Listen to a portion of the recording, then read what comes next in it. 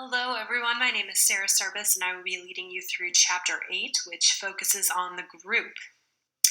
So, this is a pretty cool chapter because if you think about it, we all participate in group communication pretty frequently, whether it's meetings at work, teams that we're a part of, or just people we hang out with in our downtime. There are a few key aspects of group communication that come up as we discuss the various theories and traditions. The first is perception. So that could include both how we perceive other people or how we believe that they perceive us. We have the ability to keep on task because if you think about it, most groups have a task at hand that they're trying to accomplish. We have the act of asking questions and sharing opinions. Basically, just that overall give and take interaction, which is so vital to group communication, as well as leadership, how leadership factors into the group dynamic as well.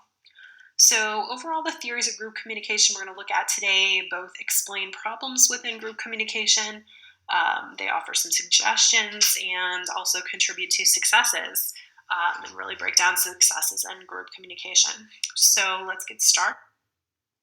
So we're going to begin with the socio-psychological tradition. This really focuses on messages. So specifically, we'll look first at the interaction process analysis. This is a classic theory in psychology and communication, which was developed by Robert Bales. The purpose of interaction process analysis is to explain the types of messages that people exchange in groups, the ways in which those messages shape the roles and personalities of group members, and the ways messages affect the overall character of the group. So we'll look first at the individual behavior within groups, so behaviors that all of us as group members can bring to the table.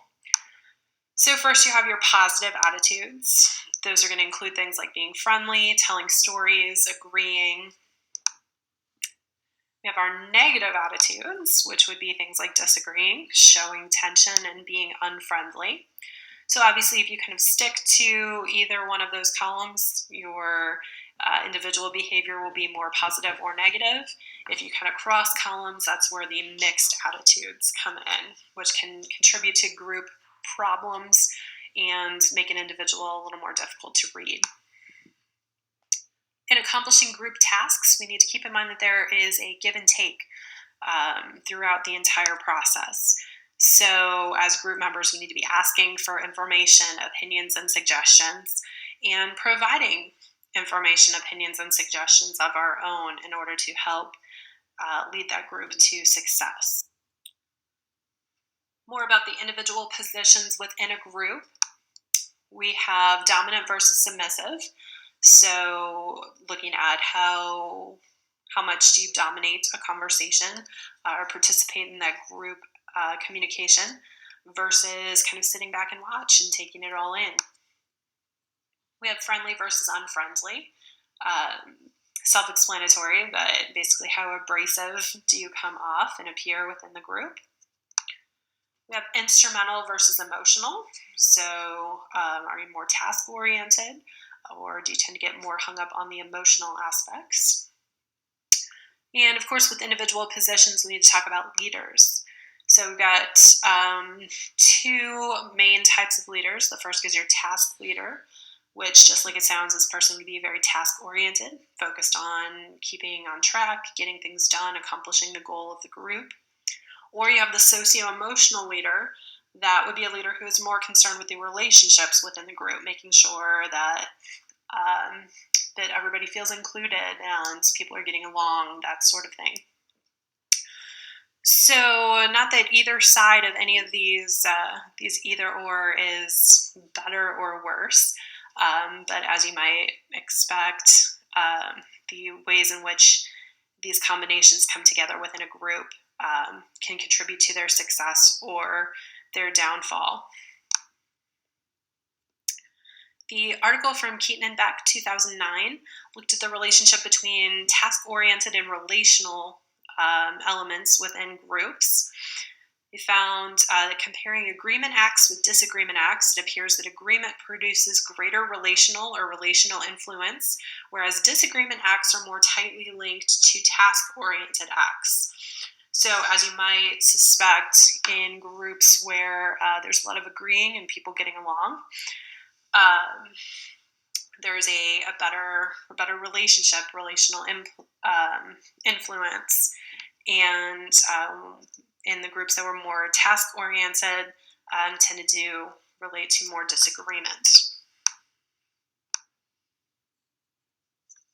Now, some problems within interaction process analysis. The first is problems of communication. So this would occur when there is inadequate sharing of information, whether that is intentional or unintentional. Obviously, when you don't have all of the information you need, that can have a negative impact on the outcome of the group. We could have problems of evaluation, which would occur when group members are not sharing their opinions. Problems of control, which occurs with the failure to ask for or to give suggestions. So this could be related specifically to the content or the group output, but it could also have an effect on the relational aspect if people feel like their opinions are not wanted or they're not wanting to participate. We have problems of decision when the group is unable to come to agreement. Problems of tension with insufficient dramatizing, or problems of reintegration, which is an overall lack of unity or cohesiveness in the group. So when that group really does not bond together or feel like they're... Next, we're going to look at the cybernetic tradition. And first up specifically is the bona fide group theory. This is actually one of my favorite theories in group communication. It was developed by Linda Putnam and Cynthia Stoll as a response to the container metaphor.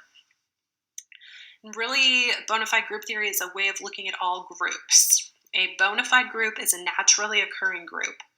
In this sense, all groups, unless they are artificially created in a laboratory, are bona fide, because all groups are part of a larger system. So really, what they're talking about with bona fide group theory is that idea that anytime we are members of a group, we are not only members of that one group. So the experiences that we have in other groups, either with the content or the relational elements, are going to transfer back and forth between those two groups. So really looking at each group as part of that larger system. So bona fide group theory includes this idea of permeable boundaries. Like I was just explaining, what's in and out of the group is very vague and fluid and changing. It's not segregated or contained just to one particular group experience. The members of any given group are also part of other groups, whether it's official or unofficial. And there is an interdependence with the environment. So the environment influences any group, and the group also affects the context in which it works. So that give and take between the group and the environment, or that large. Next, in the cybernetic tradition, we have the input, process, output model. Groups are often viewed as cybernetic systems in which information and influence come into the group, the input. The group processes this information, and the results circulate back out to affect others, output. So obviously kind of a cyclical model there. This model highlights two types of problems. The first is task obstacles. These are the difficulties encountered by the group in tackling its assignment. So the things that pop up that prevent the group from accomplishing what it is supposed to or what it sets out to. The second is interpersonal obstacles. So that deals with when there are problems with making your ideas clear to other people, maybe handling conflict within the group, managing differences that arise as part of that group communication. Next, with the input process output model, is the idea of synergy. Synergy is Raymond Cattell's term for group effort. Overall, the level of synergy in a group results from the attitude of members toward each other. So you have intrinsic synergy, which is the amount of energy devoted to interpersonal issues. And then effective synergy, is the remaining energy available? Typically, that would be devoted to accomplishing the task. Next in the cybernetic tradition is Fisher's interaction analysis. This was developed by Aubrey Fisher and Leonard Hawes. We'll look specifically at the interact system model within Fisher's interaction analysis. So the interact system focuses not on acts, but interacts. So this is really very similar to the idea of interaction in basic, even interpersonal communication. So an interact is the act of one person followed by the act of another. So this could be as simple as one person posing a question and a second person providing an answer. One person giving a greeting, the second person replying with a greeting. All interacts are classified along both content dimension and relationship dimension. So looking specifically at the message of the interact and the relationship between or among the people involved in that interact. Fisher's theory of decision emergence. 4 phases through which task groups tend to proceed. This is something I know I've seen a lot of in groups that I have been a part of. The first phase is the orientation phase. So this is kind of the getting to know you phase. You're clarifying who's in the group and the purpose of the group, kind of feeling out the waters. You've got a lot of unknown expectations during the orientation phase. The second phase is the conflict phase. So this is when attitudes tend to solidify, get a little bit more confident. As a result, usually more disagreement during the conflict phase, hence the name. The third phase is emergence. So the key to the emergence phase really is cooperation.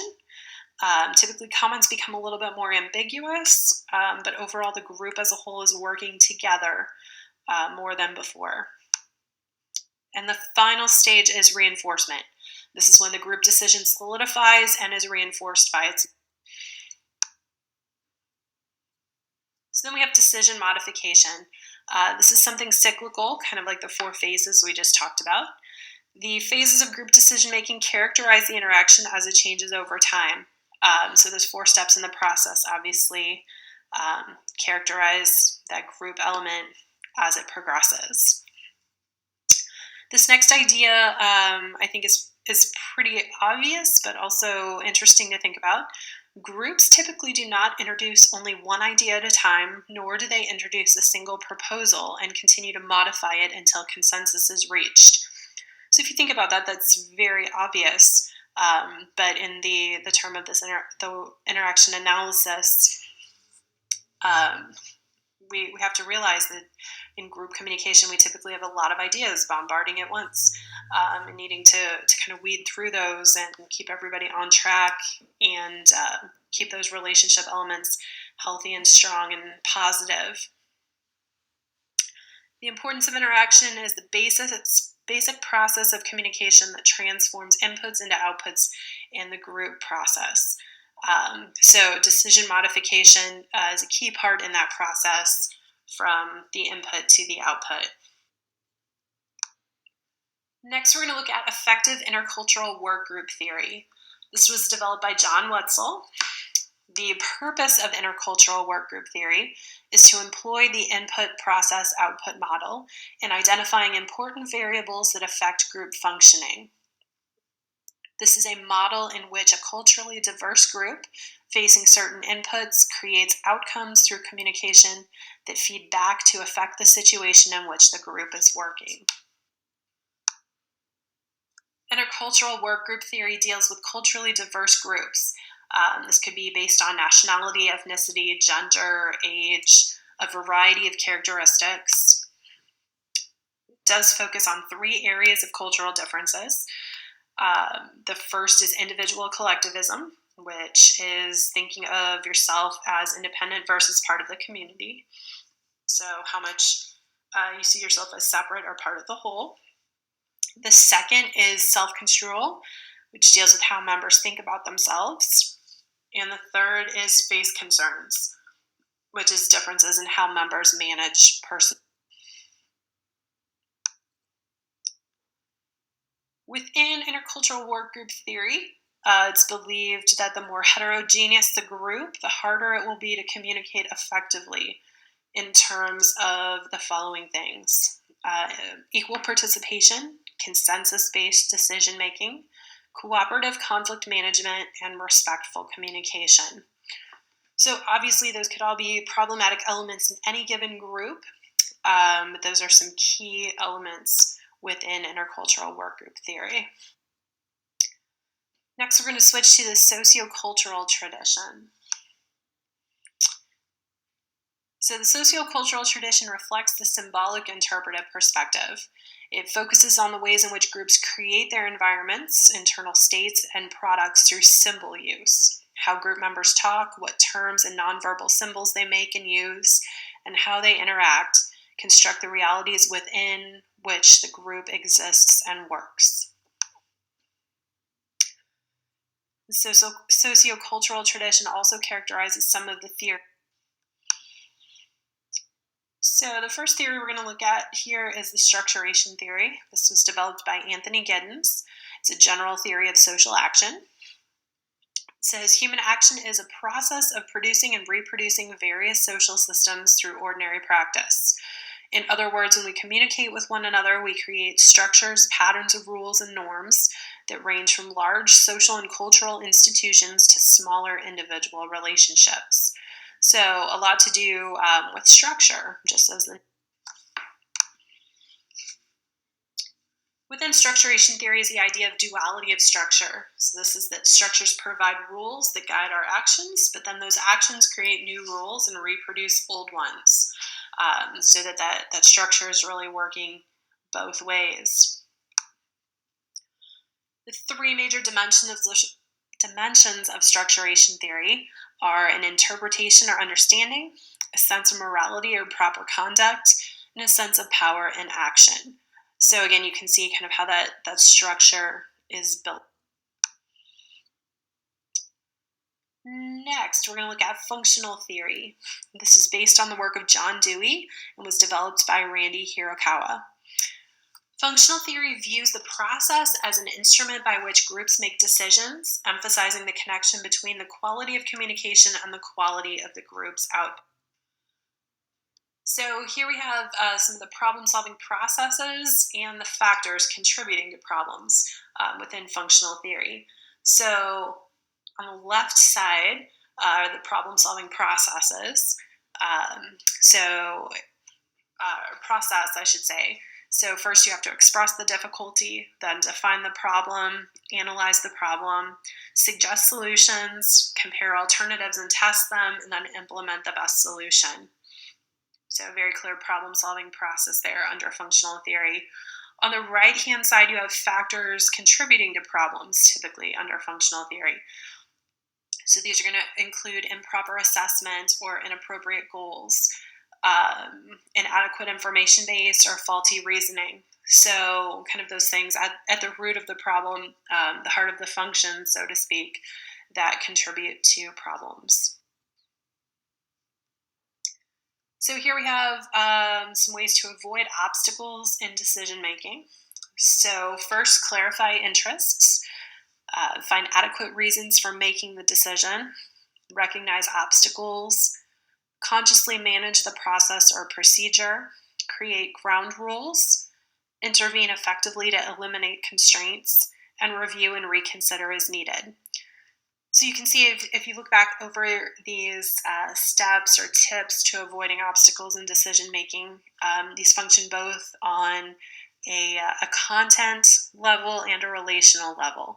So making sure that the steps in the decision making process make some logical sense and will work, and also making sure that the relational elements are in check, that all group members are on the same page and are feeling respected and part of the process. Next, we have what's called groupthink theory. This was developed by Irving Janis. Groupthink theory emerged from a detailed examination of the effectiveness of group decision making. Emphasizing critical thinking, Janis shows how certain conditions can lead to high group satisfaction but ineffective output. So overall, groupthink theory is bad. Groupthink does focus on the idea of cohesiveness, so the mutual interest among members. And it says specifically that highly cohesive groups may invest too much energy in maintaining goodwill to the group to the detriment of decision making. So the idea that they are so focused in that relational element that the task-oriented element tends to suffer. So the article by Stephen Rains talked about this idea, the benevolence hypothesis, which predicts that receivers will give anonymous message senders the benefit of the doubt and focus on the merit of arguments presented rather than the person making the argument. So if you recall, that article was talking about the anonymous communication through technology or online communication. And so the idea that maybe we tend to be a little more forgiving, a little more positive when we don't have that relational element. We don't know exactly who is sending us that message. So I think it's kind of interesting, especially in an online class like this one, that we tend to be very supportive of one another. We're given the benefit of the doubt as we don't have a super strong interpersonal relational elements as class member. So with groupthink theory, we've got several negative outcomes. Like I said, groupthink theory is pretty bad. We have the illusion of invulnerability. So the idea that they're part of the group, that they're invulnerable, they're almost invincible.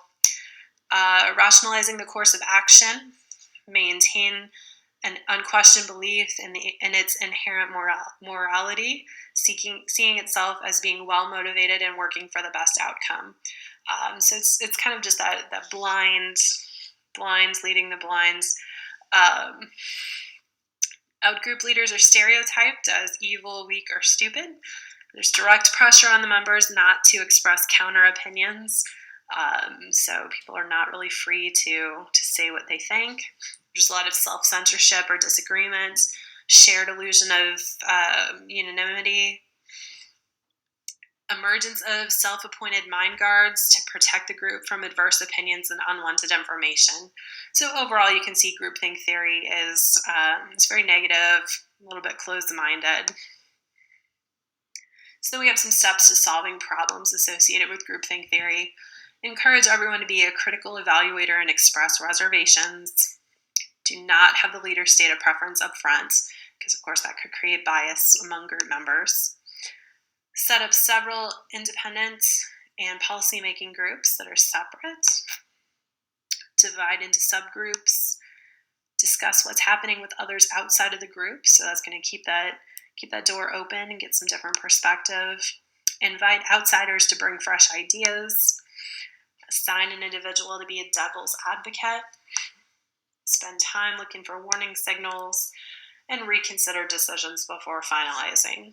So if you look at this, obviously the steps on the right side, again, seem pretty obvious, but groups do fall into this groupthink theory and the problems as a result. In the critical tradition, we have the feminist critique of small group theory. Feminist scholars question whether Bayes' coding system encourages stereotypical perceptions of group work, equating tasks with a male perspective and emotion with a female perspective. So this gives the idea that task-oriented groups are more masculine, and the socio-emotional or relational groups have a more feminine quality, according to the feminist critique. Women's groups are often less interested in outcomes, more interested in just being together. So, for example, we have the Red Hat Society, which that group is not very task-oriented, but get together just to be with similar people and to have that group communication. Feminist group scholars have researched the ways power and status in society at large affect who assumes leadership within groups. And feminist scholars support effective intercultural work group theory due to its focus on equal participation and respectful communication, which of course equal participation and respectful communication are key parts to any group communication. And we find that the clearest intersection between feminist and communication group scholars occurs with bona fide group theory, which again, that idea that you're not just part of one group, that you're a part of multiple groups that interact those permeable boundaries. So here we have the resources, consult, and finally I leave you with the discussion question. Which of the group communication theories that we've talked about here makes the most sense to you? Do any of these theories support or explain a group communication experience that you have witnessed or been a part of? Thanks for listening. I hope you enjoyed this topic of group communication.